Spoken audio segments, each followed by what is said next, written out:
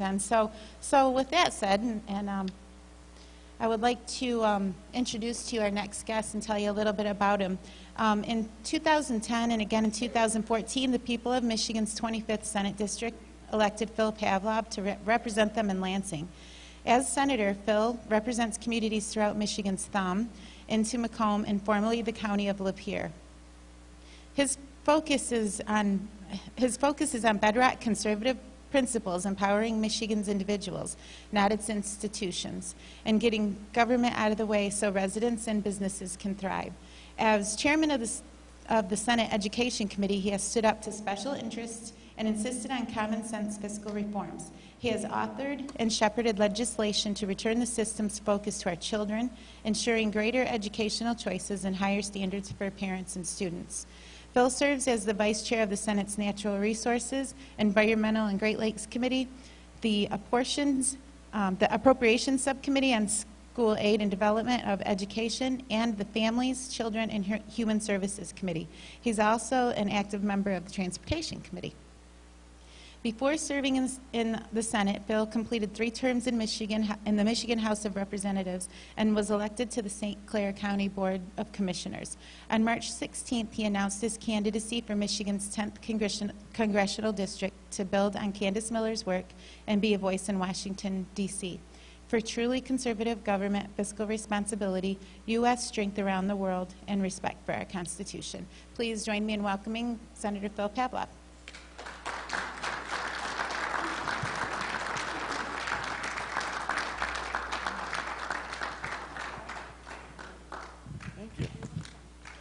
Well, good evening, everybody. Thank you for the warm welcome. As Michelle stated, I am Phil Pavlov, and many of you may know me. I was your state senator from 2010 to 2015, and somehow I find my way back here. We were at a Lapeer County Republican meeting just a couple weeks ago, and so I was invited to come and give kind of a legislative update on what we've been working on in the Michigan Senate. And just so you know, I did call Mike Green, who is your state senator, to let him know that I was speaking in his district.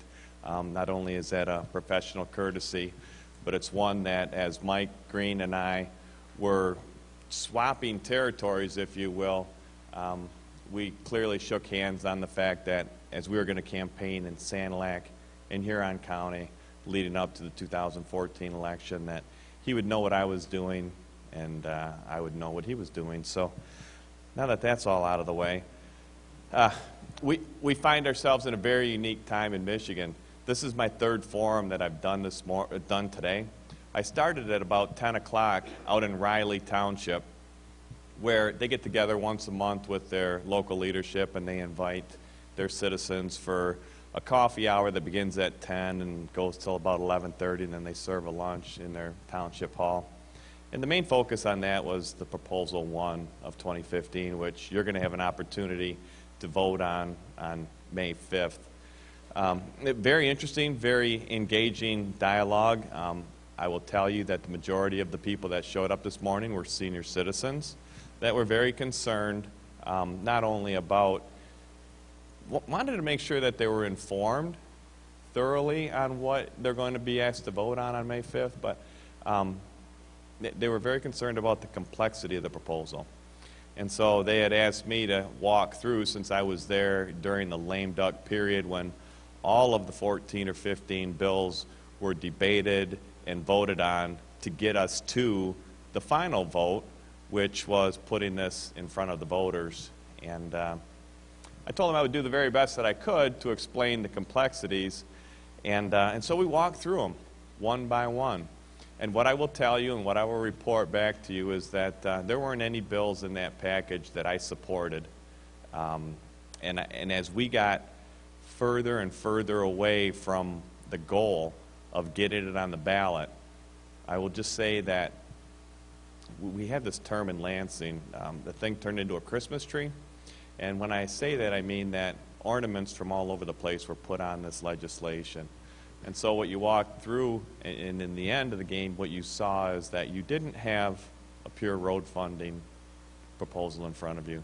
You had, in order to get a supermajority in the Senate, you had to include an earned income tax credit. You had to include some money back to the K-12 public education system.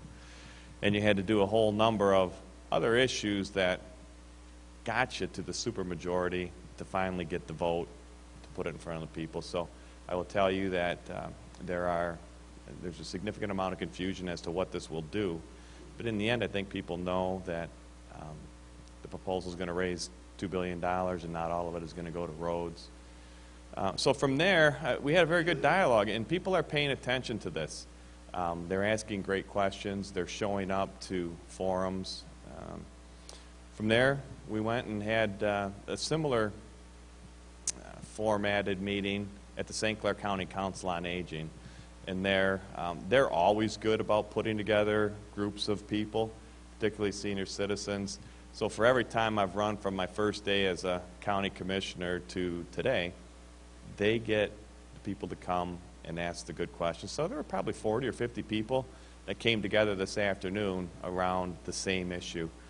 And so what I could take away from those two meetings today, and maybe we'll generate some questions here tonight, is that there seems to be a concern about reaching into the pocket for more revenue. And what I had handed out in the two previous meetings, I didn't bring anything with me tonight, but it's really a roadmap to what this proposal is going to do. Let me talk about, there's all these ideas about replacement plans. If this doesn't pass, what will Lansing do? Let's get the perception that the perception out there is being created that there will be no more road construction if this doesn't pass. That's simply not true. The $3.6 billion a year annually that we spend on our infrastructure will continue to come. We will still be collecting taxes. We will still be getting a return from our federal tax investment back to the state. What this proposal is new money tied to the Constitution. One of the things that we've been able to do since 2011, we've been able to do this really because we've restructured state government in a way that for the first time, really, I think in history of proposal, or not proposal one, but Public Act 51, we've been able to take savings from the general fund and revenue from a growing economy and put it into a fund that the legislature controls, the Road and Risk Repair Fund. And since 2011, we've been able to prioritize $785 million into this fund that had never been before. And that is a function, and that is a result of restructuring and structurally balancing our budget and picking up some growth. And so when we look at where we are today in Michigan, we're in a very different spot than when I was sworn in 2011. Today, our unemployment rate is the lowest it's been in 14 years. Since 2011, we've created 400,000 new jobs. And with that comes some growth. And what we've been able to do is, almost everybody that I serve with over the number of years will prioritize education, roads and infrastructure, and public safety, usually 1, 2, 3. Some will have 1 or 2 flip-flop. But for the most part, that's where the priorities are in Lansing and have been for quite some time. What has happened, though, over the years is the ability to fund 1, 2, and 3 gets diminished by number 4 through 100. That puts constant pressure on the ability to make those investments that you need at the state level that we all value so much. So right now, in mid-April, we're to a point now where we're very close to delivering our 5th balanced budget early. We anticipate having this done in June, several months earlier than the September 30th deadline. We're going to contribute more to our savings, to our rainy day fund as well. And we're going to be able to have dollars to invest again in our K-12 system, in our public safety, in our revenue sharing back to our communities. We anticipate an increase back to our traditional public schools and our charter schools, where there's going to be a little growth there, school aid. So school aid fund is growing. We really have 2 checkbooks in the state of Michigan. We have our school aid, and then we have our general fund. school aid is a function of sales tax and income tax. Well, when you drive unemployment down, you're putting more people to work, you're collecting more Michigan income tax. And so my opposition to not only the 15 bills that were presented to the legislature in December in lame duck and to this proposal today is that we see a pathway. We've already established the ability to use our own growth from the state to put nearly $1 billion into our road systems, and I believe strongly that the issue shouldn't be reaching out for new revenue. It really needs to be the ability to prioritize the funding that we have. Now, many will say it's not a permanent long-term solution, but I would say as long as you're electing people that have a priority on roads and infrastructure and education, just ask them what their priorities are. And you'll start to see that show up in the legislature, and you'll start to see it show up in budgets. And so we can clearly demonstrate that we've been able to do that so far. And really you could put $1 billion or $2 billion additional in, $3 billion, whatever the number is. But you really need to arrive at the number that you can afford while you're still providing the other services that people are going to rely on as it relates to state funding, local funding, and those cost matches. The other thing that I would touch on is, Michelle clicked through some of the committees that I'm sitting on. I still chair the Senate Education Committee. Really enjoy that role, but I'm on the K-12 Appropriations Committee now, where we deal with the budget side. That's a very challenging committee to be a part of. And I'm still vice chairing the Great Lakes and Natural Resources, where we've been working really hard on the invasive species. We've been working really hard on this proposed nuclear waste dump that they're talking about in Kincardine.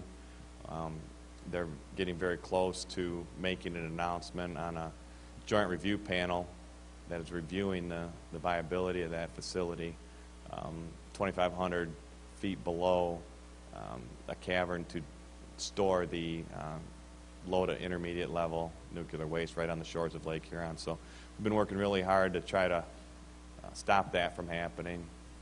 And then for the first time I was appointed to the Children and Families and Seniors Committee in the Senate, where I'm vice chairing that committee, and we're looking at issues that affect not only senior citizens but the children and some of the vulnerable people in the state of Michigan. So that's a new committee for me. I've enjoyed that first 90 days, and at the same time getting to know all of the folks that are in my new part of my district. I have a northern band now of Macomb County with New Baltimore, Richmond, and Armada, and then it goes clear up to Port Austin. And so a lot of ground, a lot of territory in between New Baltimore and Port Austin, but it's been good to get to know the people up there and to start building relationships. The March is Reading Month got us to a lot of schools, from Ubly to Pigeon to New Baltimore to Armada. Gives us a chance to get into the schools and see what's happening and get a better understanding of some of the challenges that they may be facing from the K-12 perspective. And so that's kind of my quick update. Michelle, I don't know what kind of time you have or what the format going forward is, but okay. Q&A at the end. Thank you very much, Phil.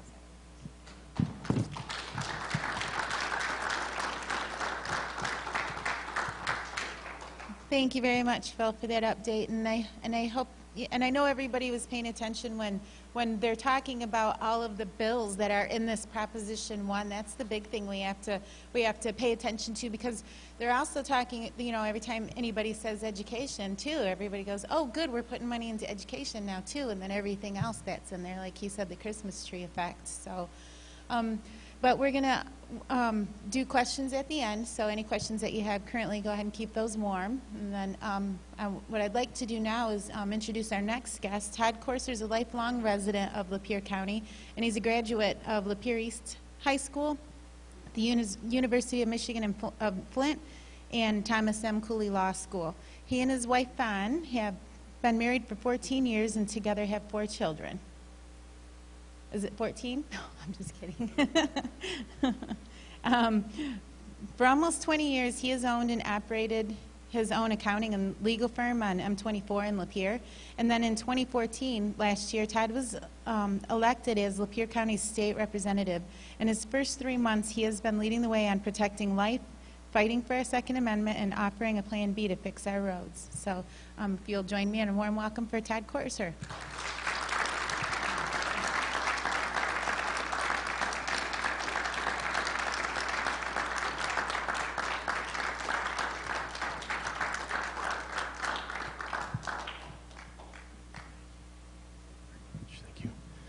Yeah, I was just back there. I appreciate my wife informing me it wasn't 14 years, it's 18 years this year. So I said I could leave it, and then she's 4 years younger. But no, it's great to be here. I appreciate everyone coming out tonight. It's awesome to be back. It's been a couple of years since I've been here at the Tea Party, and a lot has happened during that time. You know, I've been obviously around the state and have attracted a lot of attention. And oh yes, I did get elected state representative. That's, I guess, part of it, too. But when I came here and we were thinking about the idea of coming this evening, I was trying to figure out really what were the parts that I wanted to cover. We have a few minutes to kind of get together, and so much has happened and so much is happening. And, I want to give you folks an understanding really of the role that I, have sort of taken on and the efforts that I'm trying to bring forward, and really trying to focus on the things that I said I was going to do during the election and the things that I've done around the state. And most of you are aware I spent a couple of years really focused on building the conservative cause across the state, and did quite a bit of speaking around the state for a couple of years, which amounted to probably a couple of hundred speeches that happened in meetings, and just a tremendous amount of effort to try and move the Tea Party forward in its activism, and that really introduced me to a whole bunch of people around the state, and was just a tremendous experience and really life changing. Most of you are aware I ran for before I ran for the state representative, I ran for the state party chair, and that was obviously a couple of years ago, and during that process, what came out of that is really an understanding of really that we needed to move as a party. We needed to move in the direction of really focusing in on the platform and doing a good job with the issues that we have. We were not focused on advancing the cause of liberty. And so out of that, as I got through my election, I kind of felt like that there were some things that I needed to focus on. And I don't know if you have that, Bill, but I'm going to kind of give you an idea of sort of the first couple of months of what has happened. And I don't know if I can move with you guys videoing or whatever, but I'm going to try and move here. If you can scroll back to the top there just for a second, Bill. And then somewhere, and it's got to go a little further, I think, to get to the issues part. Find issues. There you go, up a little higher. And then you'll find Contract for Liberty project. Contract for Liberty, thank you. And so when it comes to, see if you can find it there again. Okay, so really you're not finding the right page there, but what happened was I started to focus in on what were the core pieces that we needed to really sort of judge things, in regards to our looking at legislation. And I kind of backed up from there, and I said, as I'm going into this, we have really a core problem, and the core problem is that people don't really even know what liberty is, and they don't know what freedom is anymore, and they don't really understand what it is to live in a free country. And we have so few people that are really advancing or trying to advance the cause of liberty to even explain it to a country that really doesn't understand it. We've gotten so used to everything being regulated down to the minutia of our lives, we don't even understand what is the proper role of government. We don't understand what state sovereignty is. We don't understand really what personal responsibility is in the country, and what personal liberty and freedom are. And so I really tried to take that, and I co-authored this to try and come up with what were the core principles that I was going to really sort of judge legislation by, and what were the things I was going to try and advance. And Lansing's kind of a crazy spot where, really you have things flying at you, they say in a fire hose. And it's flying at you really fast. And right now we have the Proposal 1 that's coming at us. And of course, right behind that, we understand that as soon as we get done with that, and as soon as we get done with the budget, then obviously right after that comes the really egregious policy moves that will happen, and we have to be ready for that. That's sort of the plan. That's the way that it works, and they'll wait and they'll hold off on those things, but at some point they're going to start to bring those things. And you see this well of really bad legislation that's coming down the pipe when we start talking about, you know, a monopoly on energy, when we start talking about, you know, trying to, you know, end corporate welfare. There's all these impediments to trying to really advance the cause of liberty. And so when I was focused on it, I said, okay, so these are the things that really need to be done to really have liberty again in America. And I started to say, how do we explain it to people? Because it's really important.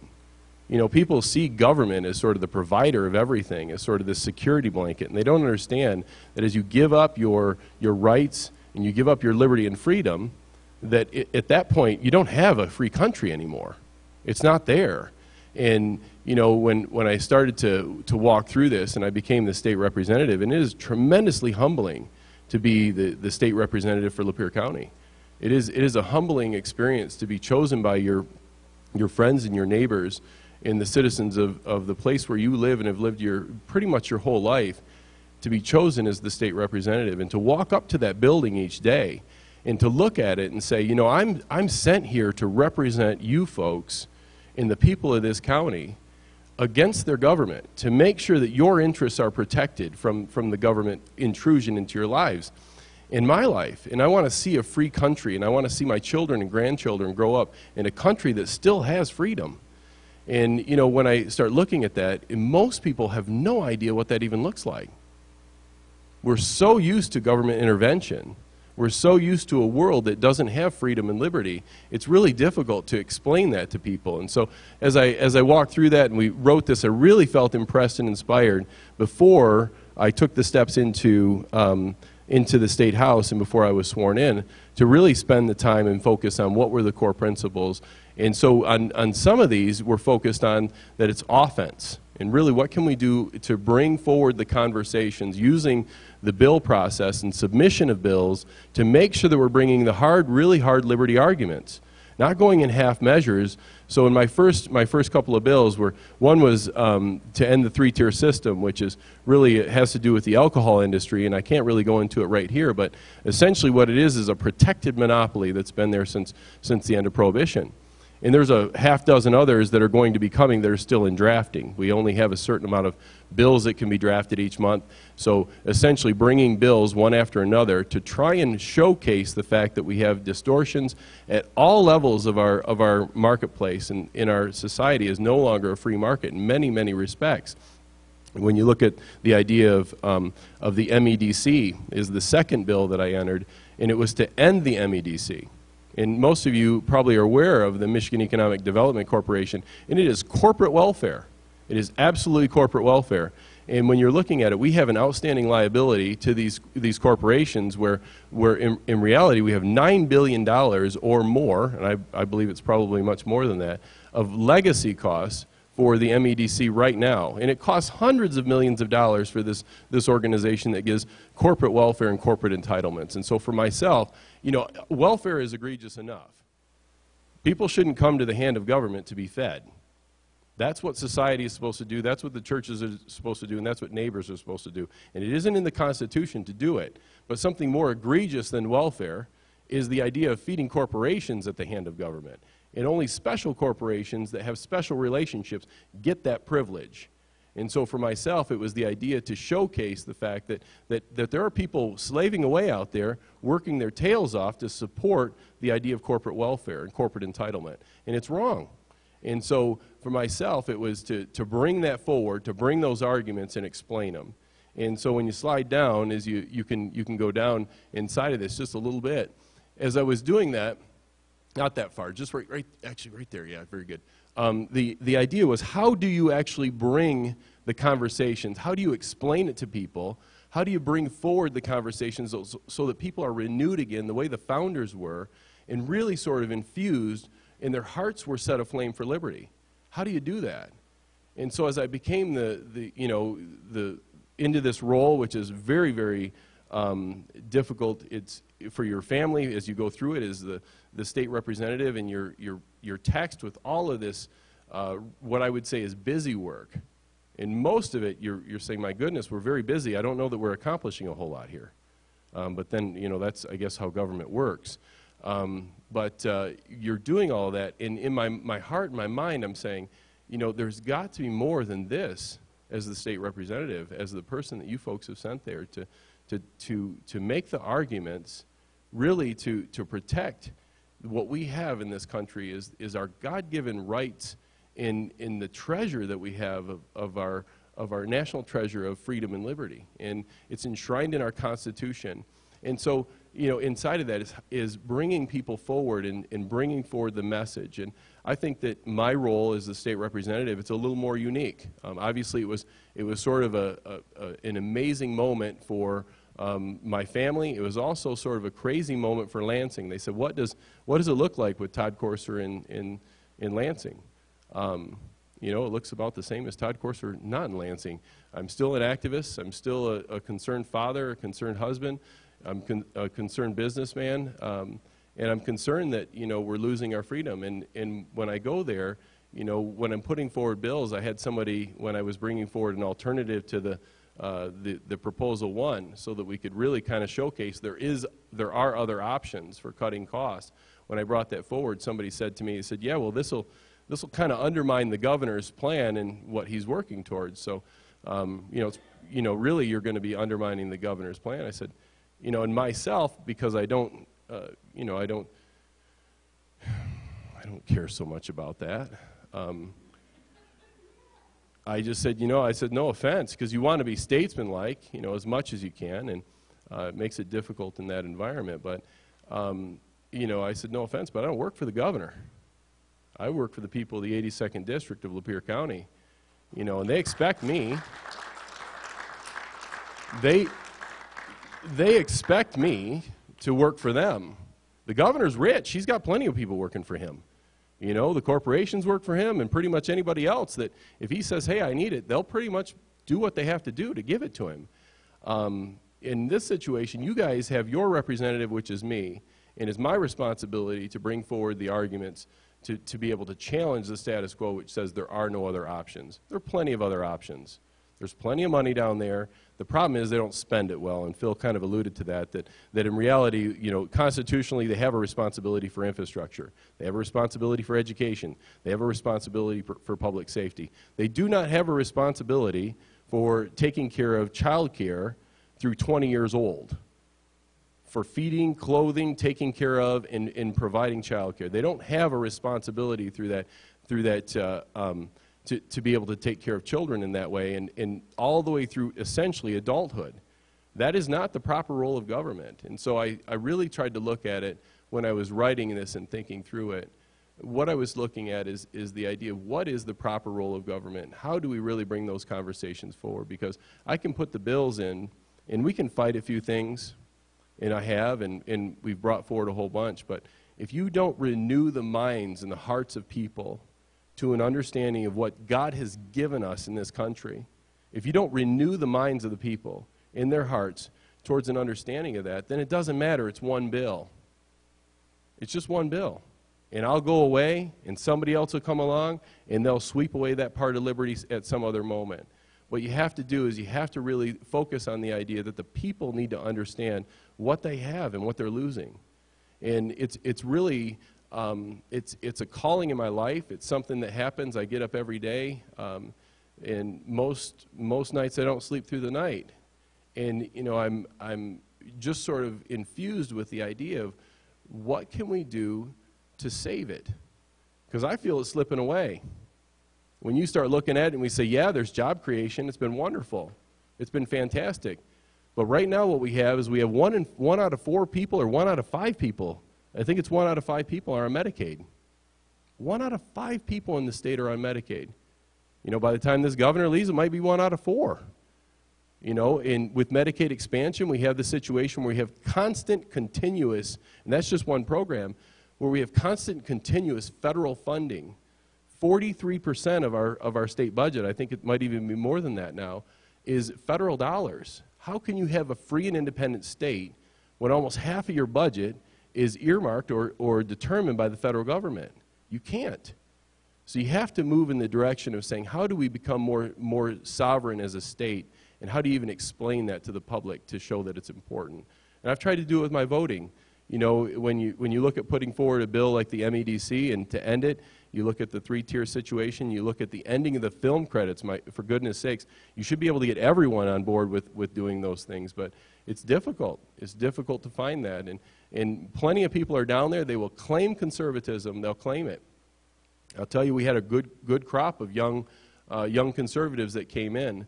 Most of them were co-opted within 96 hours, I would say, maybe even less than that, of winning their primaries.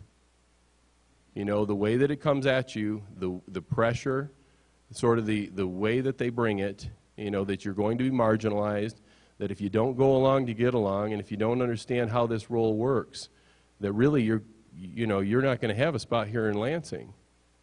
They're pretty clear about it. I'm just not smart enough to take that.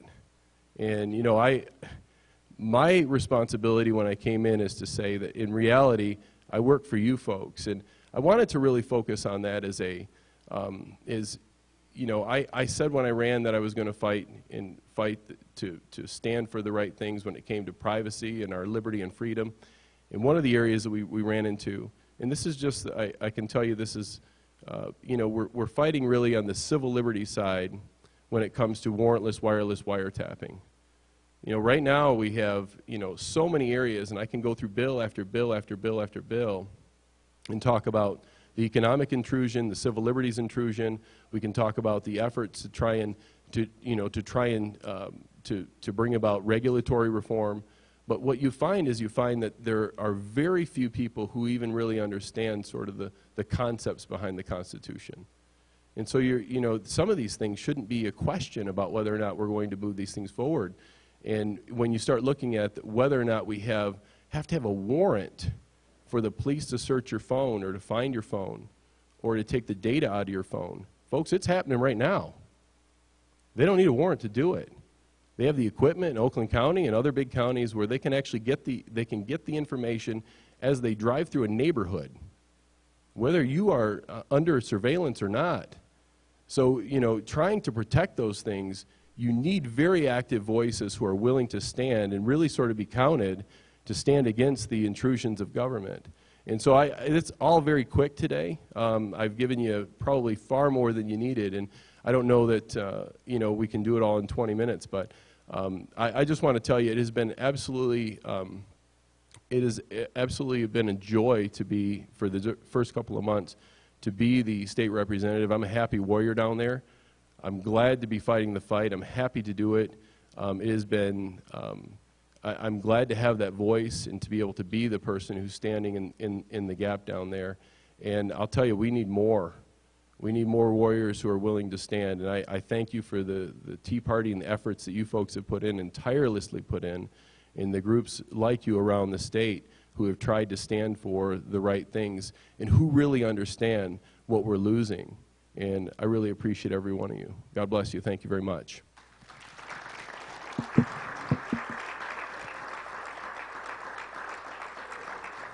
Yep, you didn't shut me off? Okay. All right, well, so we'll go ahead with the Q&A. Do one of you guys have the wireless microphone over there? Okay, we can, I think we'll just use that one, and these guys, we'll ask questions to each of these from up here. Okay, I'll let you hold the microphone. Check. My name's Mark Gillum, and I've got a question for both of you. We'll start with Phil. You're not our senator now, but you were, and my question is regarding the corporate welfare and specifically free markets. I know most of the people in this room care about the condition of the finances of government and the role of central planning, which is like a communist tactic.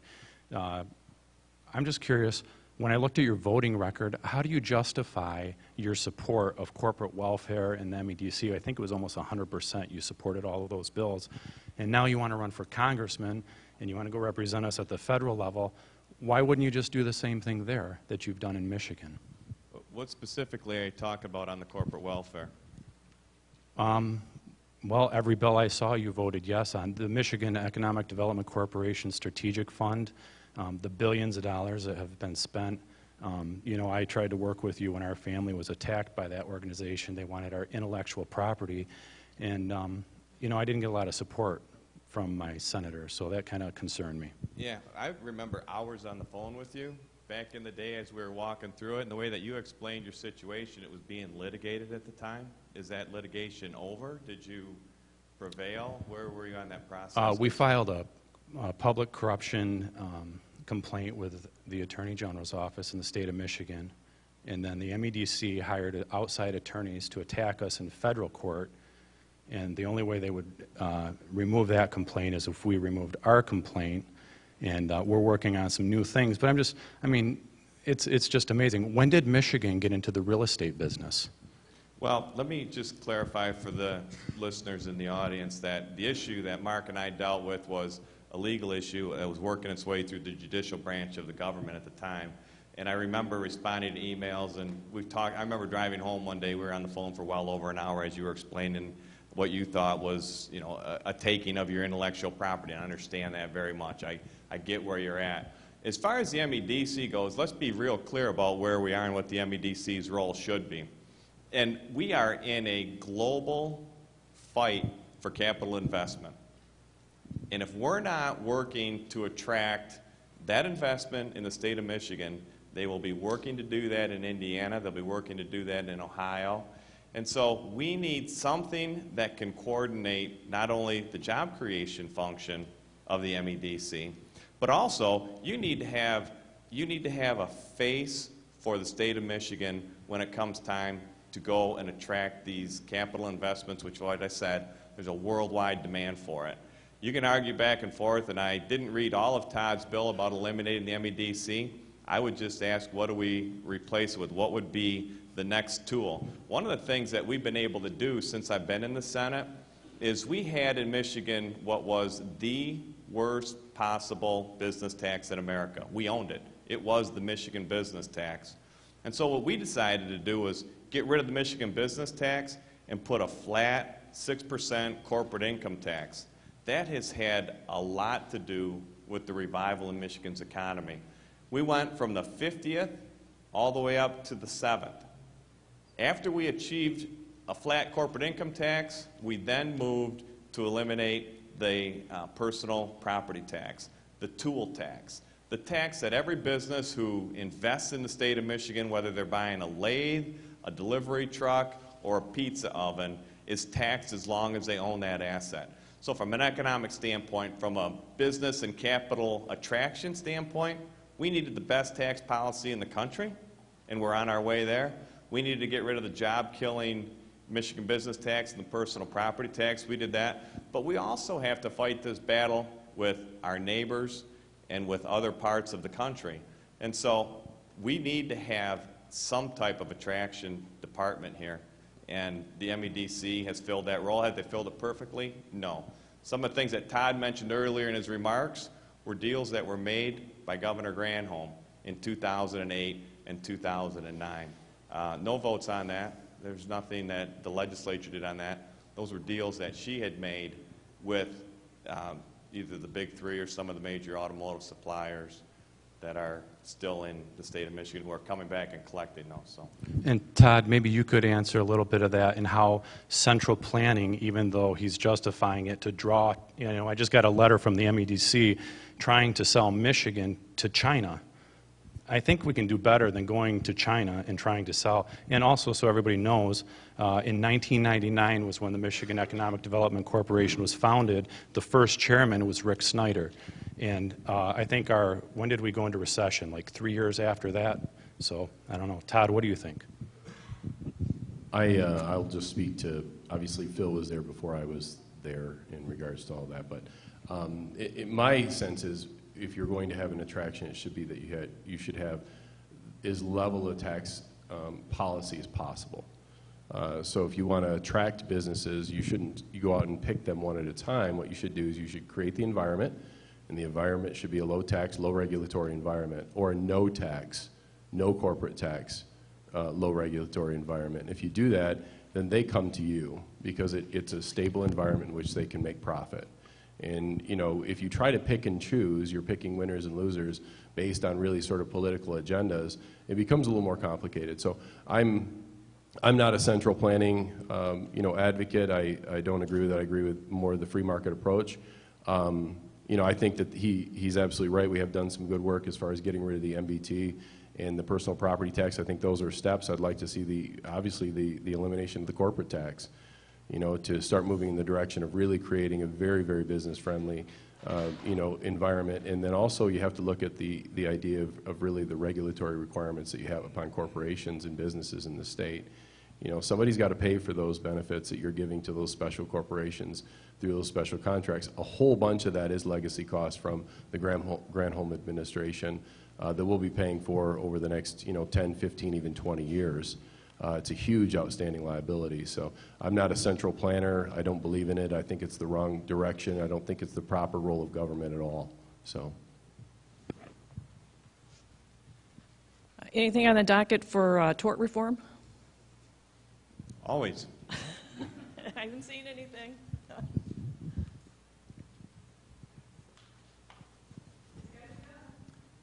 I think tort reform needs to go hand in hand with the insurance reform that we're working on right now. And, you know, this additional liability, whether it be medical malpractice, any one of those things, those issues come up all the time, and you're paying for them. You're paying for it in higher insurance premiums. You're paying for it in the products that you're buying. I would agree.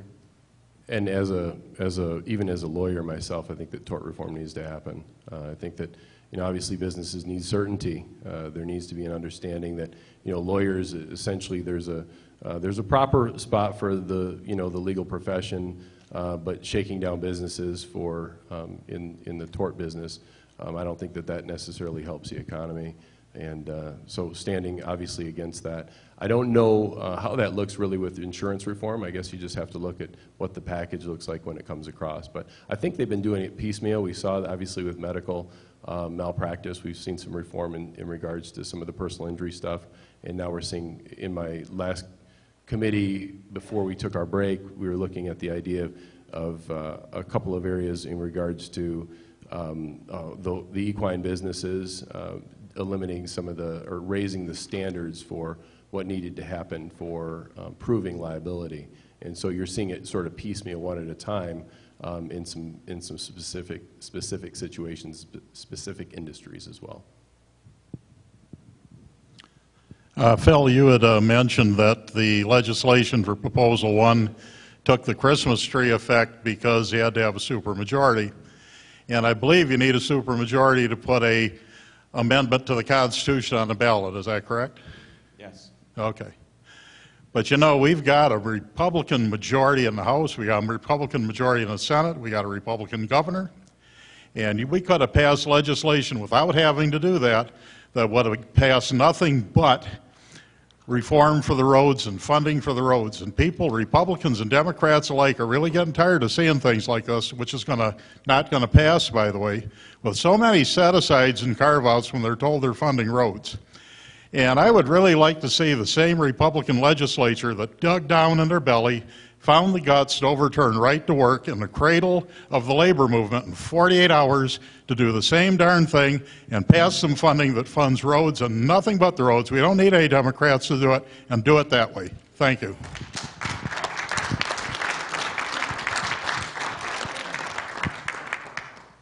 That's one question. It sounded like a comment, so let me just jump in and tell you that to get to the supermajority, obviously required Democrat votes. It required them in the House, and that's how you got what you got.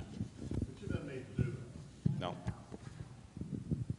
I would say in regards to that, there's enough money down there. You know, if you stop doing really sort of the improper role of government and get back to the proper role of government, there's plenty of money down there to fill the potholes. It's just there's no will. And so what you're looking at is you lack really the key thing that you're lacking in assets is really the fortitude, the grit, the willingness, the courage, the desire to actually move things in the right direction. And so you have all these special interests that are, you know, sort of aligned against moving things in the right direction. So it makes it really, really tough. And so it does take a certain amount of fortitude from the leadership to be able to do that and be willing to do it. And you know, and that's tough. It's tough to find. You know, it's tougher to find that down there than the money. And you know, if you find that and you find people that are willing to actually stand on the principles of the proper rule of government, the Constitution, personal liberty, personal responsibility, the money isn't that big a deal to find because it's there. You're just not using it appropriately.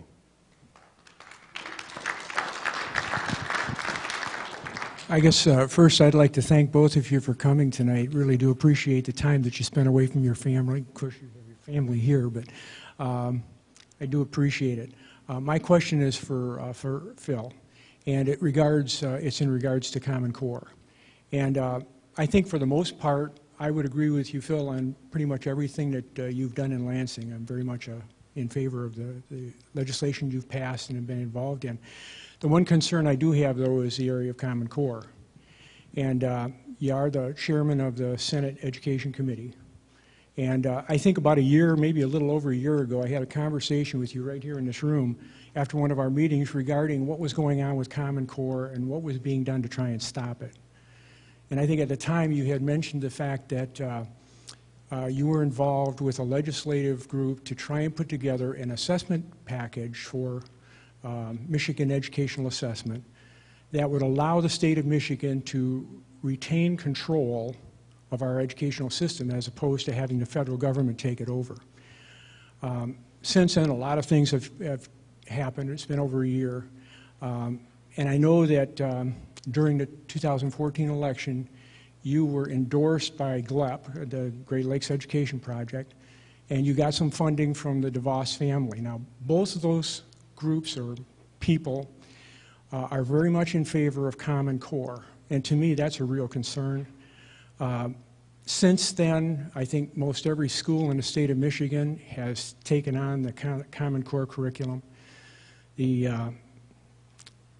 MEP testing has been basically canceled, and I think the new assessment program now is, actually there were two of them. One was, I think, and you're going to have to correct me on this if I'm wrong, one was called a Smart Balanced Assessment, which I believe was a legislative initiative. Okay, you can help me out with that in a minute here. Just let me finish up and you can. But the other one was M-STEP, and I understand that M-STEP was just initiated here about a month ago or so. And that was established by the Department of Education, Michigan Department of Education. I also know that the SAT and ACT have basically rolled over into a Common Core base testing program. And I think you're aware of the fact that most conservatives are really opposed to Common Core. So my question is, you're asking us to support you as the representative for the 10th District, replacing Candace Miller.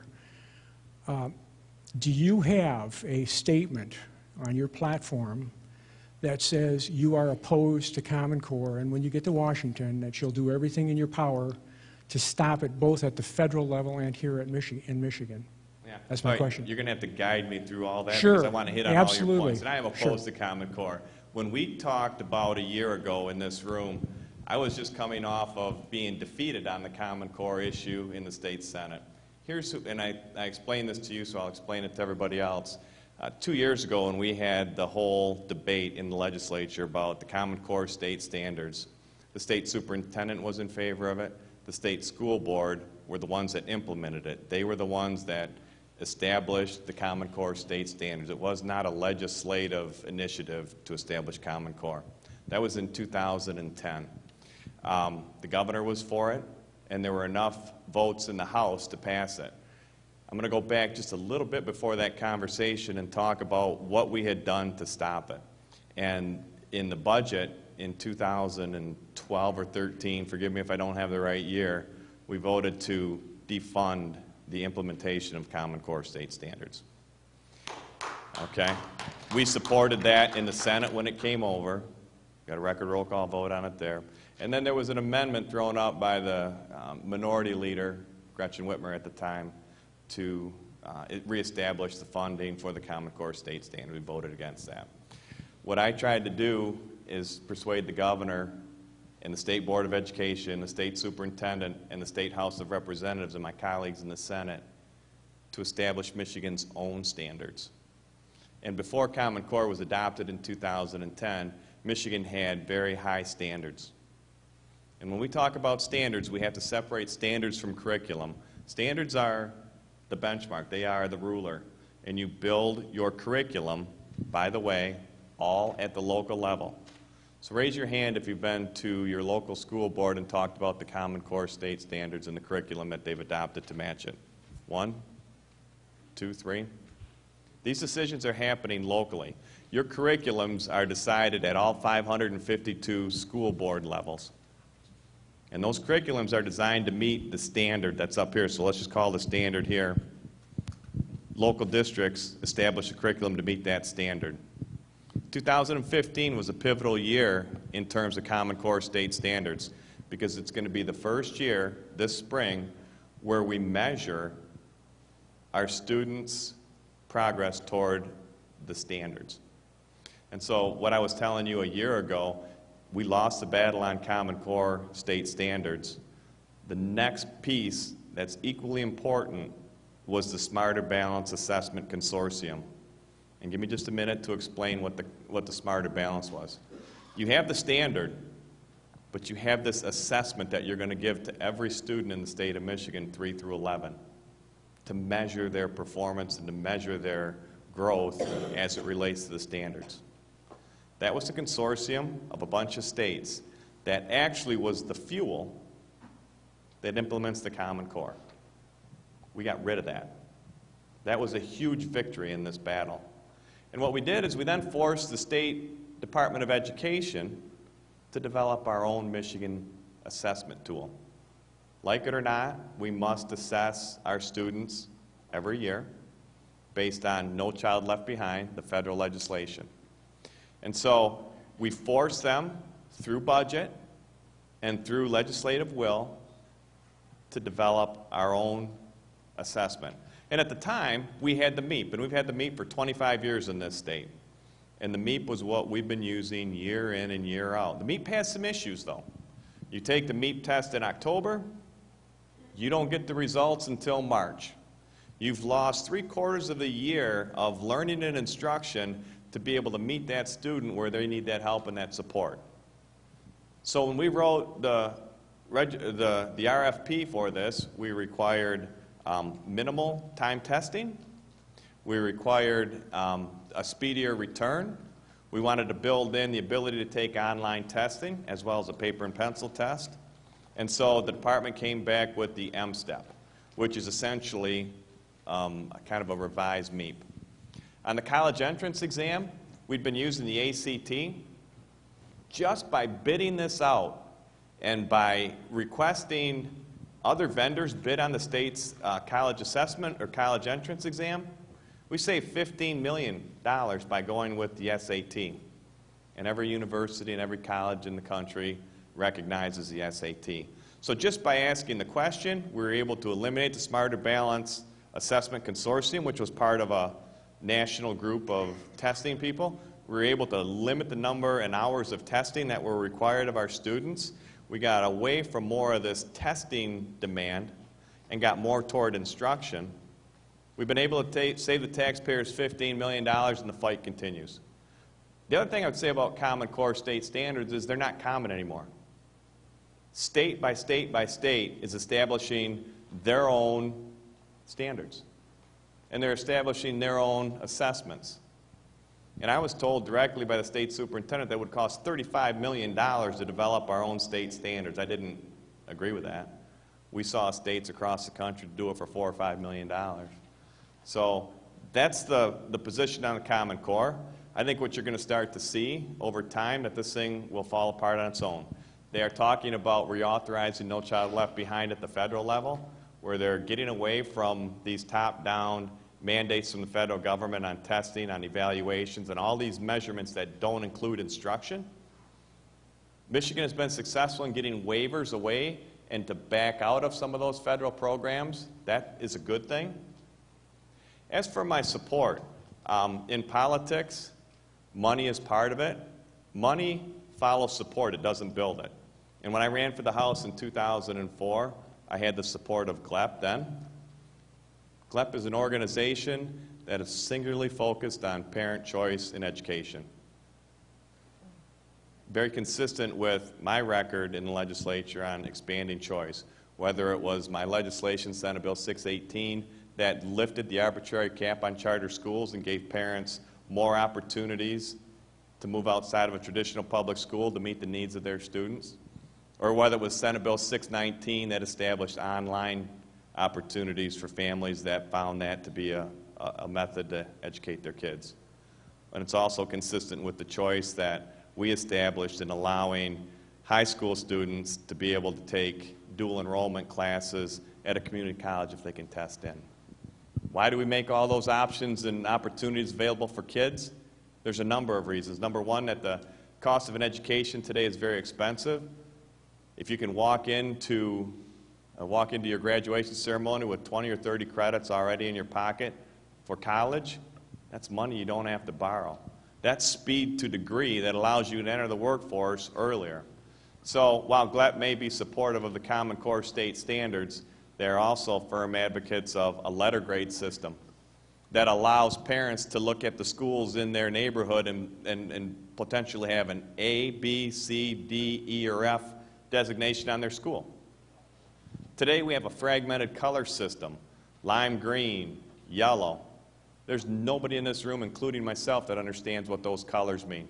But you tell a parent that the elementary school that their son or daughter is going to go to is a C, and they have an opportunity to find a classroom that has a B or an A, that's how you drive school improvement. And so while GLEP may be supportive of the Common Core standards, that isn't all that they do, and they aren't a single issue support. So if there's anything in there I missed, I apologize, long-winded answer, but you poured a lot into that one. Hello. Can I hit that first? Yeah. Just for a second. I would just say, Terry, in regards to that, any of those steps that we're really, even if we're setting our own standards, they're really complying with sort of this move towards nationalization of the education system. Backing up just a step. So I'll be opposed, obviously, to any of that where there's the implementation. We have Common Core standards. Now it's going to be called something else, and we keep moving in that direction. What we're moving towards is European-style education, where essentially kids are tracked, the data is stored, the data is harvested from the time they're in elementary school, and sort of they're tracked into an area when, by the 8th grade, where essentially they're going to determine, based on what we've statistically seen from these people, what jobs they'll be allowed to be able to pursue. And I think it's just wrong. It's un-American. I think it really sort of flies in the face of sort of American exceptionalism. It's offensive to the idea of what the country stands for. So inside of that, when you're moving forward with education, myself, I believe in freedom in education. I think it's important that the parents are the ones that determine it. I don't think that the federal government should have a role really in the education process. I know that really essentially everything is moving in the direction of a nationalization of the education system. And so when you're looking at Common Core, you're looking at sort of this the STEM program, the implementation of next gen science, all of those types of things are really sort of they're bolting on around Common Core, which you can say that's the engine towards nationalization of education, and they're essentially now they're building the chassis and the rest of it to be able to move it forward. Myself, I believe that education should be at the local level. You have school boards at the local level. Really, that's where the control should be, and that's where you get a better product from it. You don't get a better product from anything that you send to Lansing or to Washington. So. Okay. Hello. Good evening. I'm Elizabeth, and I did have a question for Mr. Pavlov. My question is in regard to your upcoming race. Congratulations on entering the race for U.S. Congress. That's ambitious of you, and I wish you well. But we are expecting other people to enter the race, and so as much as we would love to offer you our undying as much as I would like to offer you my undying support at this point, I'm going to hold out and I'm going to wait and see who enters the race. And then what I would like from you, in order to offer you my support, would be maybe in like a show of good faith. I personally won't support somebody just because they have an R next to their name, and so I would need a little bit more from you.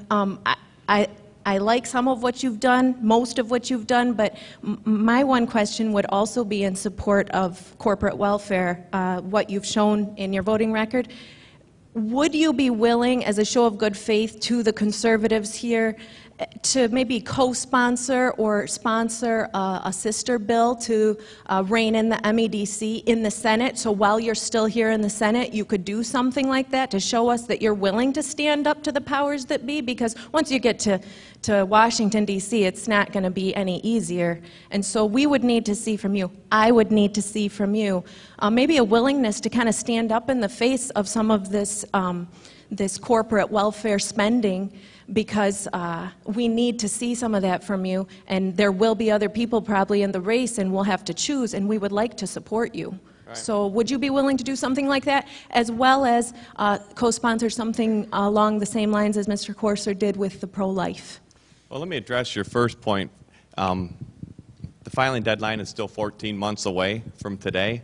My decision to enter this race was made for a number of personal reasons, and it was a personal decision that I had made. And while I would love to have any support that I can get, you're going to have a wide range of candidates who are going to be in this race.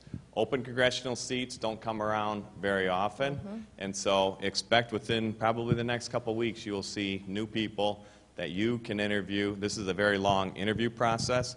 I have probably 10 or 15,000 votes on record right now. I wouldn't expect anybody in this room to agree in lockstep with all 15,000 of those committee votes and county commissioner votes. But what I will tell you is that, and I didn't solicit this opportunity to come. I was asked to come here today, so just to be clear on that. We're very thankful.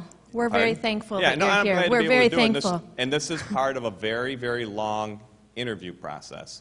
And so if I'm not going to make a commitment to you today to co-sponsor or do a companion bill to Todd. It's Todd's issue. What I will do is I will work with Todd to try to find out how we unravel this and find out, is there a replacement? What would Plan B look like if MEDC was taken away?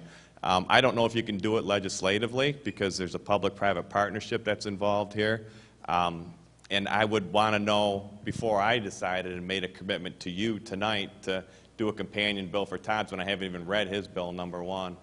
To make that commitment, it's just I wouldn't do that. But I appreciate the question, and we'll get a lot of those kind of questions along the way. And you're going to have an opportunity to be able to distinguish between who you want to do that job. And you know, I would just leave it at that. But I'm happy to work with Todd to see what the option in absence of an MEDC would look like. There may not need to be one. He might not believe that there is one. And also on the pro-life issue, the life at conception bill that was drafted, if you would maybe take a look at that as well and see if there's something that you could companion in the Senate. Just for the time that you have left in the Senate, if you move on to the Congress, in order to garner my support, I would love to see some more conservative, kind of aggressive actions taken by you. So thank you for your answer, and thank you for coming tonight, and I hope that I can support you in the election. Good, and the only thing that I would add is I still have a job. I'm doing that job every day. Great. As I said, this election is a long way off. There were some reasons why I got in early, because it is a big district, and my pro-life credentials will never be questioned. I have had the endorsement in every single one of my races and have been there on every single vote for over a decade. So I appreciate your question.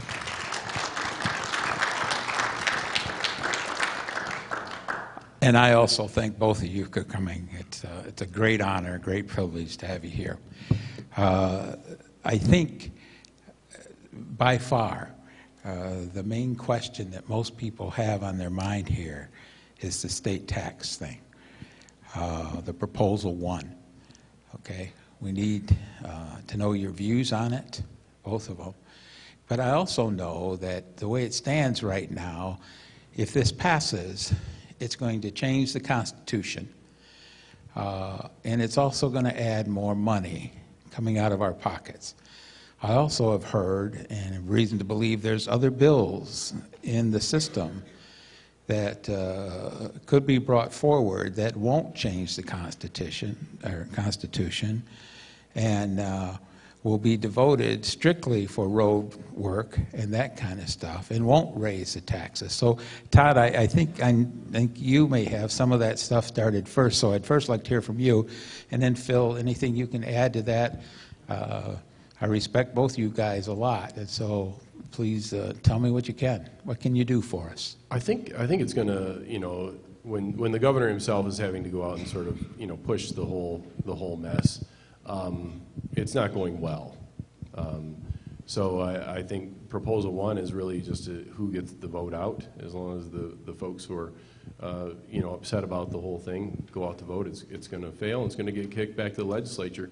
You know, you folks elect us to you know, make the tough calls and to make the decisions that need to be made, and you know, sending it, sort of kicking the can, you know, down the pothole-filled road really isn't really an answer. So I came out obviously and reintroduced a plan that was introduced during the lame duck session, which was the Bolger plan, and then came in right after that and brought sort of what I thought were some cuts that had already been outlined with, like, prevailing wage, that the governor has kind of gone on the record and said he's not willing to touch prevailing wage, but that we already know will save a couple $100 million a year.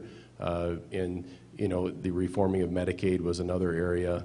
And when you go down the list, there was plenty of resources just from the things that we already know that can be reformed. And again, it's just not, there's no political will to do it.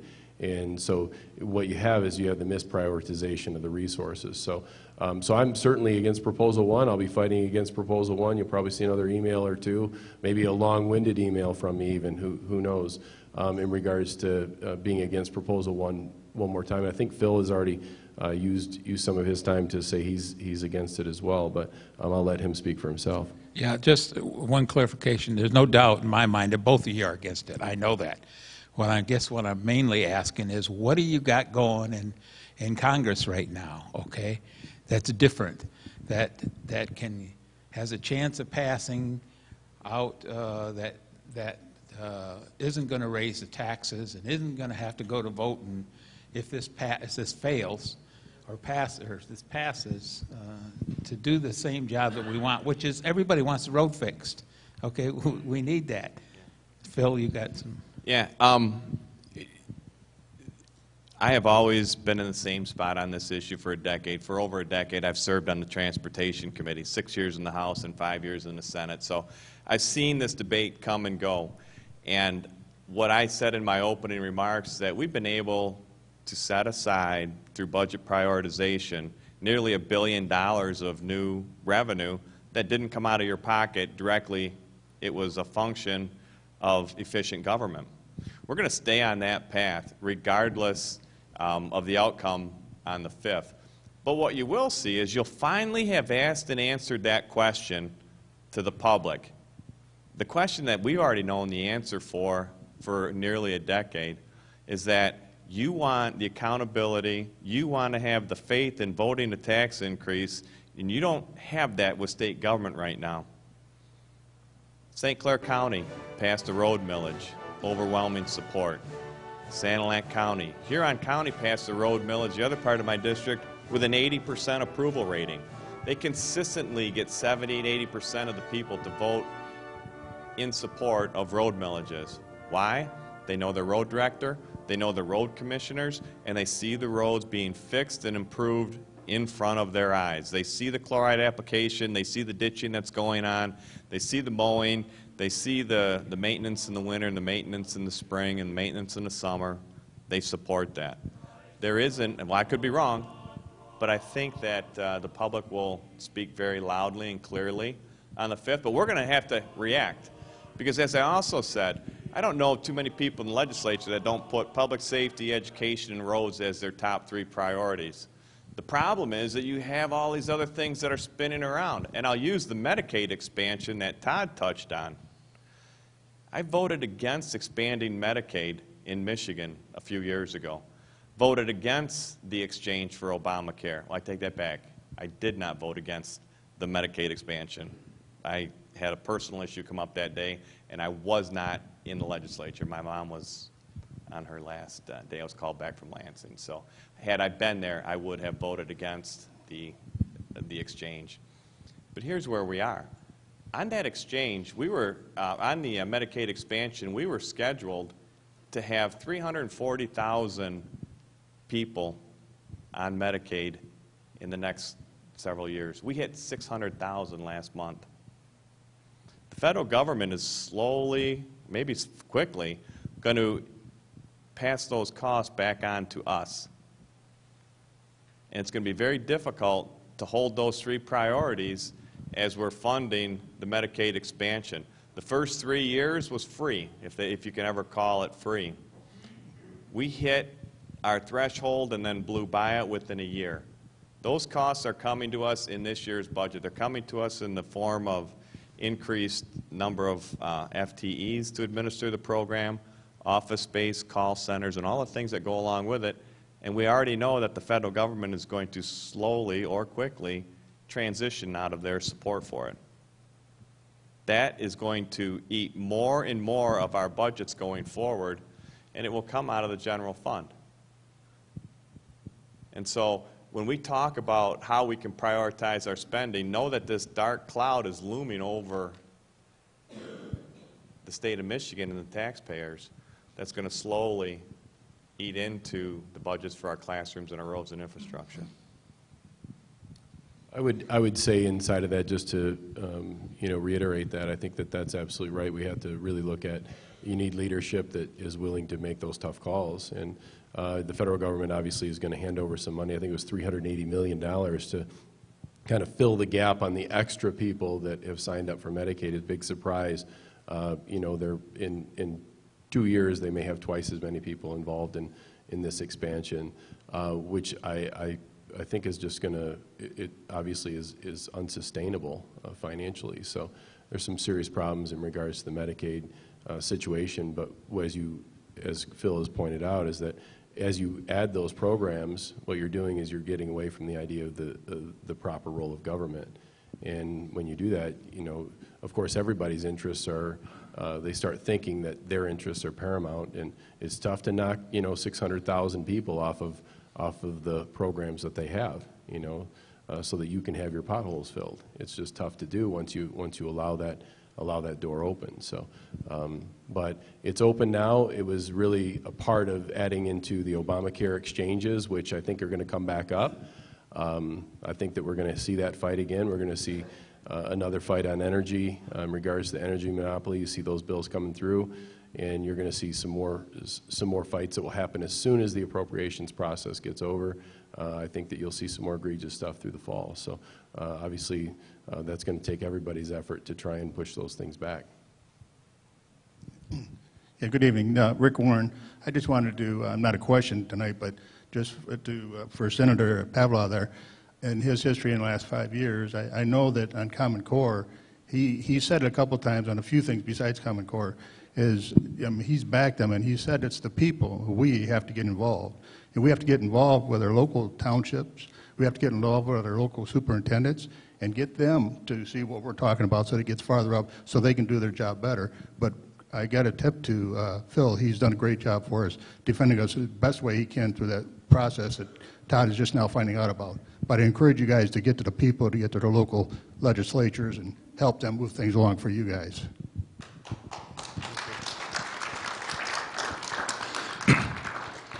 I'd like to thank both you guys for being here tonight. We know you guys, and we know that you're definitely on the right side of this stuff. Do want to make sure everybody understands. Senator Green was invited. He wasn't able to make it tonight, but I did want to point out that Senator Green, in the most recent paper, has come out in favor of Prop 1. He supported that, so if there's anything. And he also, if I'm not mistaken, was one of the deciding votes to put this out on the ballot. So that's just a record. It can be checked. But I did have one thing, and this is kind of for me, it's like the biggie. One of the things that founded the whole Tea Party movement was the whole thing with Obamacare. Now, just maybe 3 or 4 weeks after we hear on Prop 1, we're going to hear from the Supreme Court on the decision on whether or not federal exchanges, which Michigan is involved with, are going to be legal. Myself and one of our other directors, Bob Murphy, have talked to Senator Green, where he expressed some interest in going back and looking at state exchanges. Now, for me, this is absolutely apprehensible. We've come too far. It's a very much a thing for me.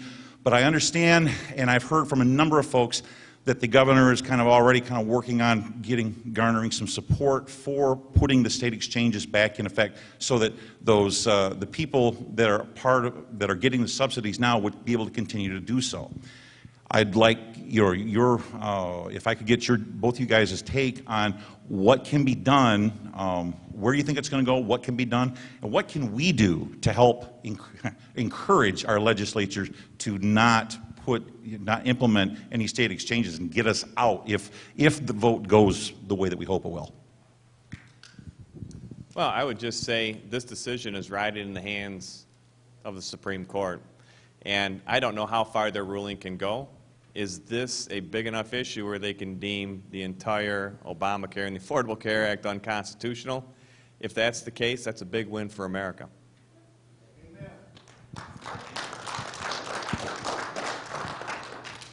Obviously, our governor, he's done a great job with the budget, but when it comes to progressive policies, there aren't too many things that he and I would agree on.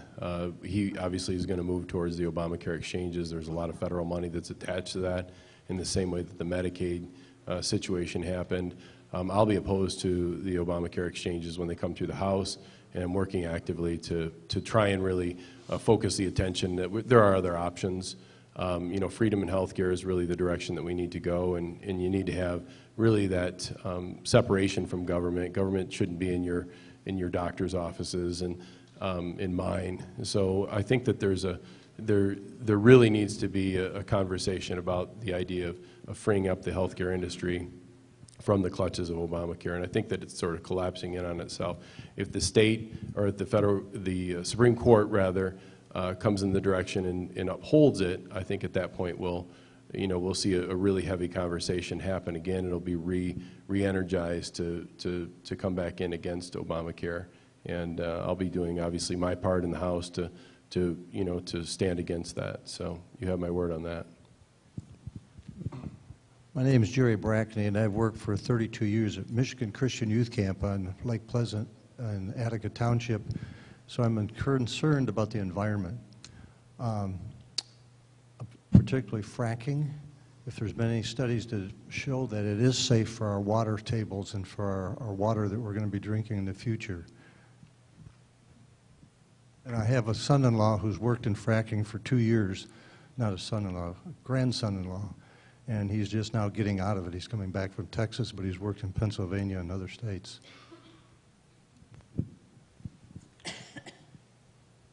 Take the fracking. Is that a question, or on fracking?